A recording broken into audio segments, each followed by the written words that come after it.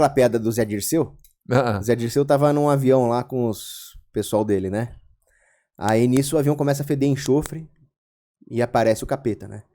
E aí o capeta fala, esse avião vai cair, todos vocês vão morrer e vão pro inferno. Aí começa aquela choradeira, aí o Zé Dirceu chega no ouvido do capeta e fala assim, ó. Aí o capeta, pessoal, esse avião não vão mais cair, tchau. Aí todo mundo aplaude o Zé Dirceu, né? Ô, Zé Dirceu, você salvou o avião. O que você falou pro capeta? Eu falei assim, ó, eu não sou governador, mas quem manda nos estados? Eu não sou ministro do STF, mas quem manda no judiciário? Eu não sou presidente do Brasil, mas quem manda no Brasil? Aí eu falei pro capeta, quem você acha que vai mandar no inferno se for pra lá? Caramba, mano. Deixa eu quieto com o meu cargo. Mas você acha que, agora falando sério, assim, você acha que é um dos caras mais poderosos, assim, do Brasil, que manda em tudo? Quem que manda no Brasil hoje? Então, aí que tá, né? Quem manda no Brasil não são os brasileiros, nem mesmo os maus brasileiros como o Zé Dirceu. O Zé Dirceu certamente tá numa posição bem alta na hierarquia, acima dos ministros, tudo. Acima dos ministros? Acima, bem acima. Ele é intimamente ligado ao plano comunista de Pátria Grande, de Unasul, esse tipo de coisa. Ele é intimamente ligado ao Foro de São Paulo, a esses movimentos contrários à soberania nacional. Mas o problema é quem está acima dele, que são pessoas que têm esse plano de Agenda 2030, Nova Ordem Mundial, acima dele. Uhum. Esses mandam nos países todos. Então, esses não estão no Brasil, mas aqui no Brasil ele seria o capitão. Tem Zé Dirceu, né? Tem Jorge Paulo Lemann. É Paulo Lemann? Que ele tá na outra lâmina da tesoura, por assim dizer, né? Porque na teoria das tesouras do Lenin, existe uma esquerda comunista assumida, existe uma falsa oposição, e essas duas lâminas vão cortando o tecido social e garantindo o poder dessa elite, né? O Jorge Paulo Lemann é daquela lâmina da tesoura mais pro lado do empreendedorismo democrata, mais pro lado dos globalistas ocidentais mesmo. O Zé Dirceu é mais pro lado do Foro de São Paulo, dos comunistas, das Farc, esse tipo de coisa. Mas no fundo os dois jogam no mesmo time da Nova Ordem Mundial. Das Farc também? As Farc elas compõem o Foro de São Paulo, e o atual presidente da Colômbia, que é amigo do Lula, o Gustavo Petro, ele já foi um guerrilheiro que não era das Farc, mas era de um grupo guerrilheiro bem parecido, comunista também. E aliado das Farc. Caralho, velho. É um negócio bem feio. Crime organizado tá nisso também? Tá nesse rolo? A ideia são narco-estados comunistas que é na América Latina, que eles querem unificar num grande comunismo latino. Esse comunismo vai gerar caos. Todo país comunista cai no caos, na desordem, na fome, na miséria, no crime, igual a Venezuela. E aí vem a nova ordem mundial, né, os globalistas mesmo, e falam, bom, eu vou corrigir esse caos e vou colocar ordem. Venham para um grande bloco aqui. Eles dominam. Essa é a ideia. É primeiro o caos e depois o imperialismo. Eles querem acabar com a soberania dos países. Pô, mas será que a gente não consegue ver o exemplo? Porque você fala Venezuela, a gente vê alguns outros vizinhos aqui que estão tão ferrados, mano. E assim, não tô falando pela população, tô falando pelos líderes, mano. O que adianta você ser dono de um lugar que não tem nada, que você não tem um lugar pra você sair? Porque você pega a Venezuela lá, sei lá, esses países, estão quebrados. Você entendeu? Aí o cara tá morando lá, tudo bem que ele vai todo mês pros Estados Unidos ou viaja, mas ele secou a fonte dele. Mas não ainda tem a bastante, vantagem. Não, mas você entende? Bastante. É muito melhor você ser líder de uma coisa. Ele com tudo ali, mas ele ainda tem coisa pra caralho ainda. Mano, mas e se tiver? Porque poderia ter muito mais, mano. É isso que eu não entendo a mente dos caras. Por que secar? Por que cortar o galho da árvore? Se você pode ficar tirando frutos disso. Porque o comunismo, ele se comporta como gafanhotos mesmo. Eles não estão preocupados com o longo prazo da plantação. Eles comem tudo que eles puderem no curto prazo. Então, quem tem essa mentalidade de preservar para o futuro é o dono capitalista, são as famílias. Os comunistas têm essa mentalidade de pegar tudo e consumir no curto prazo. O comunismo é consumo no sentido de destruição. O capitalismo é produção. Por isso que os movimentos migratórios mundiais sempre se dão no sentido dos países mais à esquerda para os países mais à direita. Os países mais à direita tentam fechar suas fronteiras para ninguém entrar. Os comunistas fecham para ninguém sair. Isso mostra qual funciona e qual não funciona. Então, Cuba proíbe as pessoas de sair. Coreia do Norte proíbe as pessoas de sair. Já os Estados Unidos, a Europa, estão tentando impedir tanta gente de entrar. E mesmo assim, eles já estão caminhando para a esquerda e abrindo as fronteiras, né? É engraçado, né? Parece que a direita se defende e a esquerda ataca. É bem isso. A direita tá com dadinho amarelo, a esquerda tá com dedinho... Do War, né? Dadinho vermelho. Os caras só atacam. Adorei essa analogia. Porra. Não vejo outro, né? Que hora que a direita vai acordar e vai pra cima disso aí, porra? Socialismo é crime. O criminoso ataca primeiro. A vítima se defende. Porra. O socialismo é bandidagem, não tem outro nome pra isso. Não, mas eu falo assim, porque se tem uma direita que se protege ali, igual os Estados Unidos fecha ali, não deixa entrar e tal, mas os caras estão vendo esse avanço do socialismo, pô, a gente tem que preparar os nossos soldados, preparar a nossa população, preparar o pessoal para defender. Sim. Né? Vamos instruir mais a população, vamos levar esse assunto, né? Vamos falar sobre isso, liberdade de expressão, todo mundo falando sobre os problemas. Mas não, cara. Os caras só estão se defendendo mesmo, assim, e o socialismo só avançando, aumentando. Sim, a direita tem que aprender a fazer ataques preventivos. Mas, infelizmente, a direita ela é muito contaminada pelo pensamento conservador liberal. Eu vou falar uma coisa meio chocante aqui, mas o liberal conservador é um erro. Liberal conservador? É, aquela coisa de vamos manter... Liberal na economia e conservador nos costumes, isso daí? É aquela coisa meio Nutella mesmo. O Chesterton falava que o conservadorismo é a manutenção dos avanços ruins da esquerda. Então a esquerda causa o estrago e o conservador quer manter os estragos. E a esquerda quer estragar mais. O que nós temos que fazer é um movimento de reação, de restauração. É consertar o que a esquerda estragou, não manter, como os conservadores falam. Então o conservadorismo acaba sendo meio que a direita da esquerda. Entendi. Nós temos que ir para a extrema direita, que é a única forma de restaurar a sociedade. Retomar as tradições. Mas o negócio é que a esquerda trabalha com uma coisa muito bem, muito bem, e que a direita ainda não sabe se contrapor a essa situação, que é a narrativa. Ela cria, sabe, jargões, ela cria textos e uma narrativa clássica mesmo, que quando você movimenta qualquer pino contra ali, você é taxado de coisas terríveis. E ninguém quer ser visto como um cara terrível, sabe? Principalmente os líderes, né? Tem que ter eles preservam, né, como imagem também. Então o cara fica com medo de, vou falar contra isso aqui, eu vou ser taxado de alguma coisa terrível.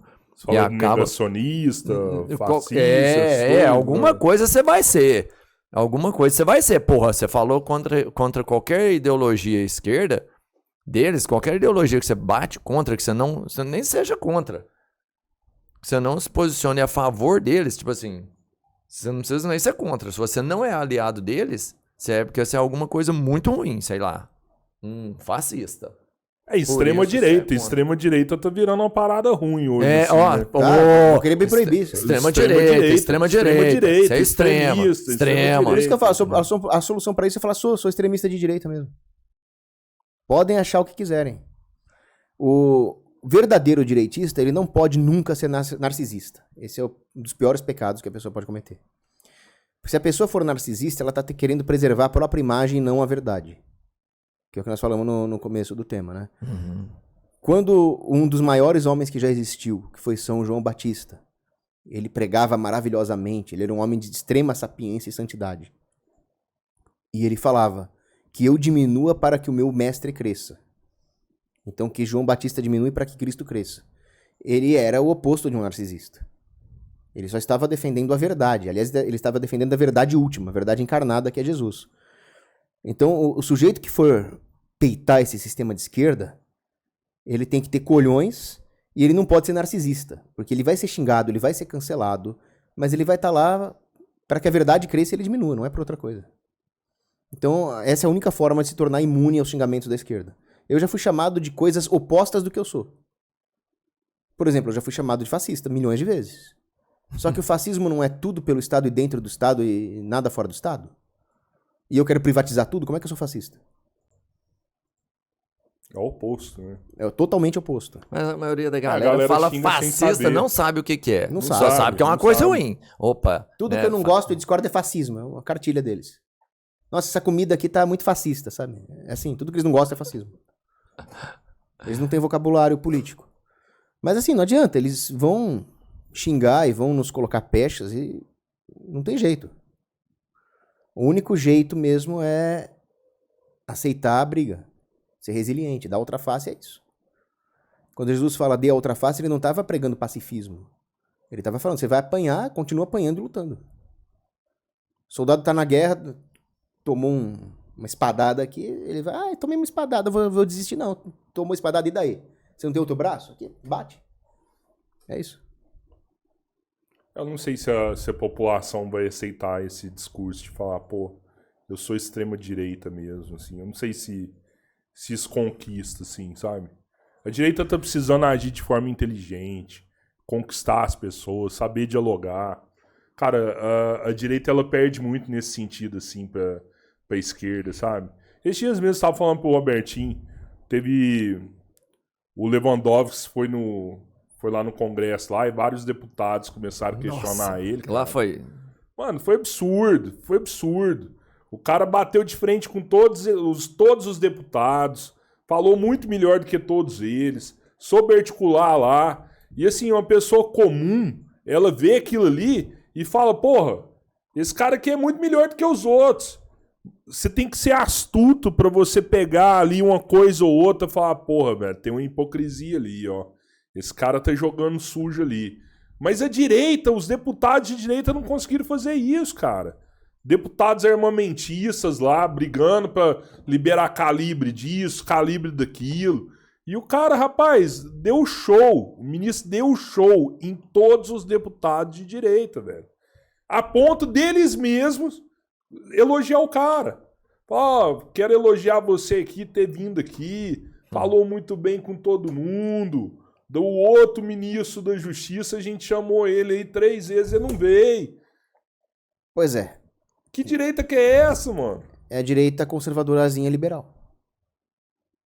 Eu ia falar o seguinte, não tem nada de elogiável no cara ser muito bom em defender o erro. O Lewandowski é muito bom em defender o erro, isso não é um elogio.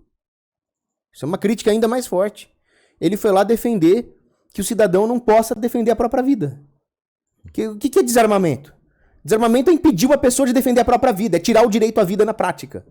O desarmamentista é um monstro. E ele vai lá todo com a gravatinha dele, falando bonito. O discurso dele é odioso, por mais limpinho que ele pareça. Ele está defendendo que pessoas inocentes sejam vítimas de bandidos e não tenham como se defender. Você viu no Rio Grande do Sul agora? Quem é que está defendendo as pessoas ali? É CAC. O governo não faz nada para defender ninguém. Se as pessoas no Rio Grande do Sul não tivessem as armas que elas compraram durante o governo do Bolsonaro, seria uma calamidade. Ia ter saque, ia ter estupro, ia ser muito pior do que está sendo. Quem estava desarmado foi roubado lá, né? Uhum. O cara que tinha arma em casa, ele conseguiu ficar dentro de casa à noite ali, sem energia, sem nada, pra defender o resto de coisa que sobrou pra eles ali, né? O Bolsonaro salvou muitas vidas até depois que ele saiu do poder. O Bolsonaro, cara... É. Por que você acha que foi o Bolsonaro? Não, porque o Bolsonaro tem um monte de críticas a ele. Ele não... Eu já ouvi falar que ele mais desarmou a população do que armou. Não, realmente, ele cometeu vários erros justamente por ser moderado. Isso são críticas que eu faço a ele. Ele foi muito moderadinho nessa questão do armamento. Ele devia ter aprovado esse negócio com lei, não só com decreto, né? Mas só o simples fato de estar o Bolsonaro e não outra pessoa... Imagina se fosse o Haddad no lugar dele, que tragédia que seria. Permitiu que muita gente tivesse arma hoje. O meu ponto é o seguinte, o Bolsonaro não é o modelo ideal de governante. Mas se a opção era o Bolsonaro ou o Haddad, o fato de ter sido o Bolsonaro e não o Haddad salvou vidas. Porque o Bolsonaro permitiu um armamento muito maior do que seria com o Haddad. Salvou vidas. A gente não pode dar mérito às pessoas, não? Eu acho que esse movimento aí das pessoas se tornarem CAC... levar pro clube de tiro, pro CT, atirar, testar uma arma.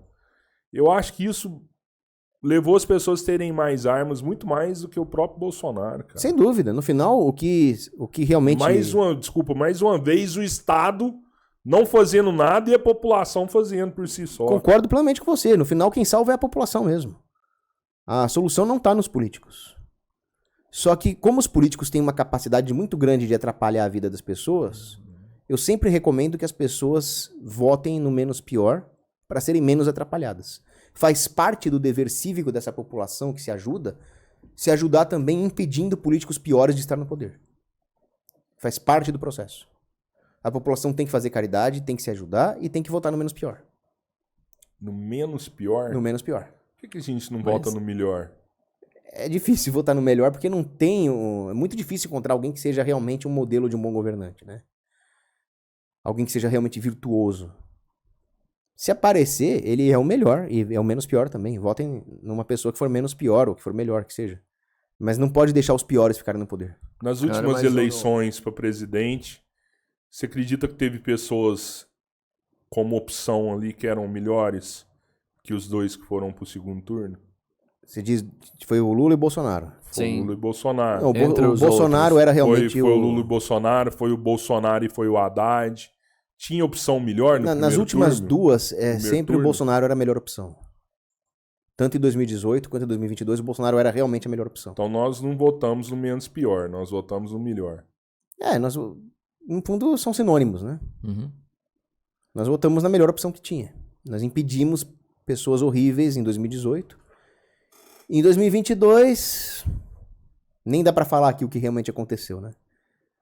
Mas parafraseando lá a Copa de 98, se vocês soubessem, ficariam enojados, né? Isso aí eu já tenho até medo de falar. Ninguém... Mas esse é outro drama que a gente vive aqui, mano. Quando a população, mesmo a população que não deve nada, teme alguma coisa, você percebe? Porque a gente não deve nada, mano. Você deve alguma coisa? Nada. Você deve? Eu não devo nada pra ninguém. E mesmo assim eu temo. Você percebe? Não é só quem tá fazendo coisas erradas que tem medo hoje no Brasil. O medo aqui é uma constante geral pra qualquer pessoa. Por quê? Porque você não tem segurança de nada aqui, velho. Por isso você tem medo de falar o que aconteceu na eleição, eu tenho, todo mundo tem. Por isso a gente tem medo de falar sobre uma imunização que todo mundo teve que fazer. É porque tem uma merda tão grande, cara, que todo mundo tem medo, velho.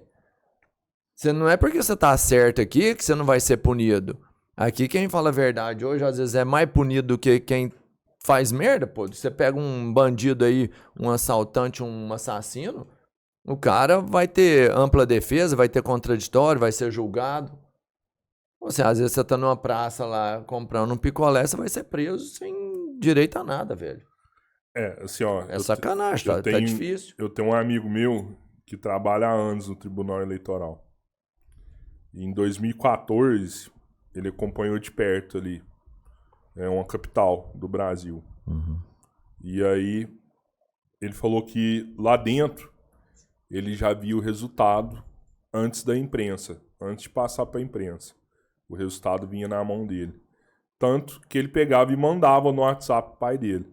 O pai dele falava assim: ô Guilherme, o que tá dando aí? Aí ele pegava e falava: ó, tá dando isso aqui. E aí passava 5 minutos, a imprensa ia e falava: noticiava. Ó, quem tá na frente é tal pessoa aqui. Realmente era aquele resultado. Isso em 2014.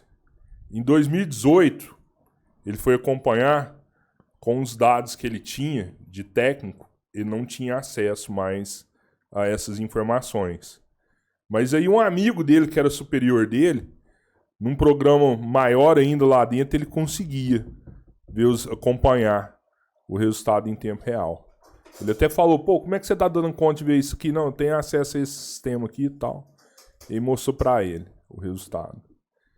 Em 2022, os caras não viu foi nada. Nada. Então, assim... não tinha acesso de ninguém a nada. Anos passando e só travando mais informações. Tinha que ter transparência, né, cara? Tinha que ser o inverso disso aí, né? Tinha que ser o oposto. Mais transparência possível. Mas, cada vez, mais sigilo. É estranho. A pessoa ou a instituição que se ofendem quando alguém quer transparência é porque está escondendo alguma coisa. Quem realmente não tem o que esconder vai falar: realmente tem que ter transparência. Faz parte de um mecanismo de correção dos sistemas. Todo sistema político precisa de correção. Tem que ter um mecanismo de correção. Todos os grandes estadistas ou filósofos políticos, eles desenharam as constituições dos países com vários mecanismos de contrapeso e correção. Isso vem da tradição dos fundadores americanos, vem da tradição aristotélica. A preocupação na política sempre foi como é que nós fazemos para os poderes não se corromperem? Como é que nós fazemos para os poderes não abusarem? Como é que nós lidamos com esse risco moral enorme que é o poder, que é o governo, né? Então o povo ele não só tem o direito, mas ele tem o dever de pedir transparência, de ver o que está acontecendo. Afinal, isso aí faz parte do civismo. Se não tiver civismo por parte da população, não tem absolutamente nada que impeça um governo de virar uma ditadura. Não tem pedaço de papel nenhum. Agora, o governo vai lá e faz o contrário. Ele pune a virtude cívica do cidadão que quer transparência e ele premia o sujeito que abaixa a cabeça para um protótipo de ditadura. Isso aí é o caminho da destruição social, psicológica da população.